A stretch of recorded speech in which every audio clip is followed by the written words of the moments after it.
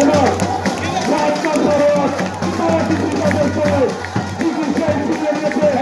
আমরা সংযুক্ত করবো, আমরা সংযুক্ত করবো, আমরা সংযুক্ত করবো।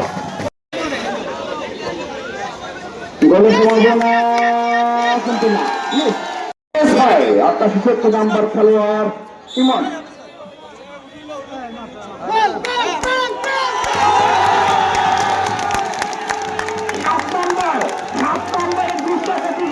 মাঠে প্রবেশ করবেন না।